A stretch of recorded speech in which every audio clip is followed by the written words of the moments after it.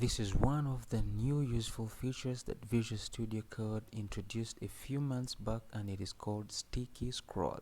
It is basically used to show you the scope you're in while scrolling. I find it very useful, and you can give it a try if you haven't tried it out. Now, to activate it, you just have to press Ctrl plus comma on your keyboard. Check this box right here and specify the number of sticky lines to be shown, and that's it.